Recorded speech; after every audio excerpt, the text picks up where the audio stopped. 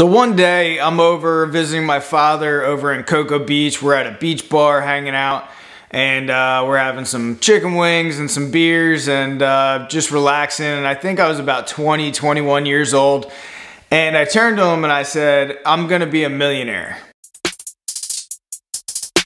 And he looks at me and he goes, "Okay, so you know you're gonna have to sacrifice a lot and it's gonna be a lot of work." So I went to work hard. I got my real estate license. I set up a real estate brokerage. I was doing all the traditional necessary things in order to increase my net worth, but I was doing things in a manner that really was stressful, and it didn't put me in necessarily a better financial position. So let me explain. So I was taking on debt in order to build my net worth and to build my real estate portfolio, but all it did was it added additional stress to my life. And certain market conditions you cannot really predict, and you cannot really find out how much a property is going to increase in value, decrease in value, or even rent rates in terms of what you can anticipate from a rental market. And unfortunately, my net worth grew tremendously before the recession hit. And when the recession hit, I did lose a lot of money. So going through that, I really had to take a step back and ask myself why I had to be a millionaire and have to save millions for retirement, and really just try to answer that question for myself.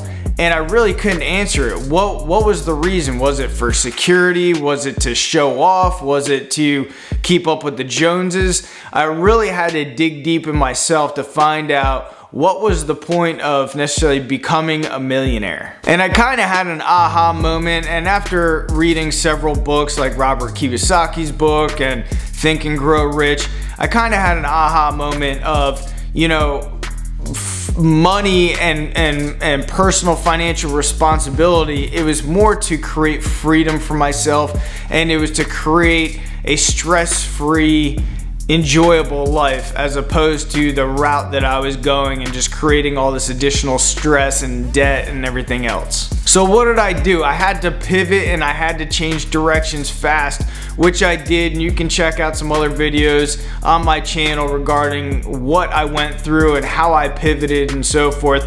But in doing this, it allowed me to pivot and to become financially free and financially independent. And the funny thing is, I could have achieved this a lot earlier in life. And because of this change that I made in my life, my lifestyle changed. My bank account changed in terms of the growth. My asset column changed. My time with my friends and my family changed. My time going on vacations changed. My time being able to take time for myself and build other businesses and other ventures changed.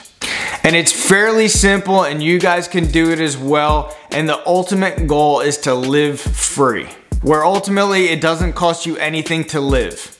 And once you can achieve this, everything changes. The first step in this was figuring out all of my expenses and eliminating any and every expense that I could eliminate, including the largest, which is the home that I live in. And for most people, that's about 33% of their money going toward their home expense.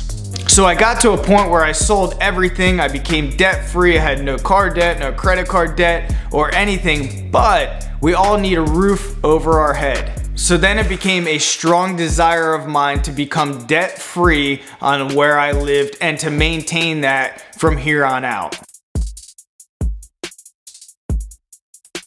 But for you, this could be by adding additional payments to your current mortgage, assuming you already own a property, refinancing into a 15-year note, paying your mortgage off with cash if you have that in the bank, and figuring other ways to house hack to generate income where you can take that money and continue to pay down your mortgage.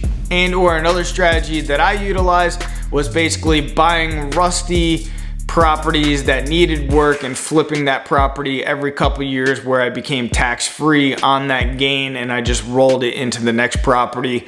Now, some of you guys watching this might be like, I don't own a property, so let's talk about some of the things that you can do to improve your life and eventually live for free. Now, the market might be high right now and you might be thinking, look, I can't buy property or whatever the case is, and I don't want to overextend myself. that's fine. But I encourage you guys to look at properties, and maybe properties that are outside of where you live, maybe in less expensive areas, but look at properties on a weekly basis to get that encouragement and motivation of a future goal. And it might not be in 6 months, it might be 2 years from now, but keep that motivation going, print pictures out, and look at properties that you could eventually purchase that make sense, which we'll talk more in detail on. I encourage you guys to buy below where you guys are approved for if you guys do end up getting a mortgage on a property.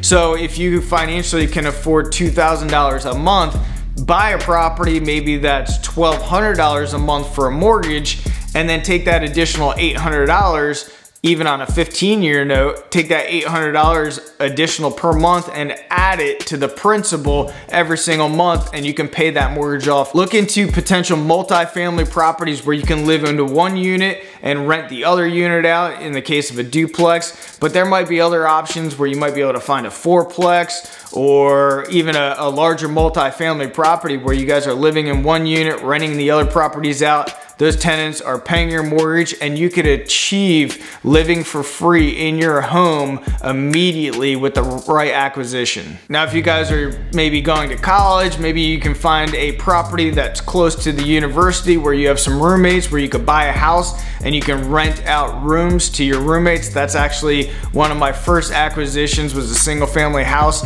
I rented the rooms out, and all of my buddies basically paid my entire mortgage, and I lived for free and even made money. And look at other properties where you could generate additional revenue. Is there an additional maybe detached car garage that you could rent out? Is there additional land that somebody would be able to pay you maybe $50 a month to store their boat or their RV on? Just get creative in terms of how you can house hack and pull out additional revenue from the property. Now, the main goal with this is to take any additional revenue and you put it toward the mortgage to pay it down. If you're taking this additional revenue and you're just blowing it, it defeats the purpose. Now, in some of my other videos, I talk about paying your mortgage off, and some people will think I'm crazy because interest rates are so low and everything else, but there are so many benefits of having a paid off mortgage on where you live, and it is life-changing. And I did a whole other video on this, so you guys might want to check that out next,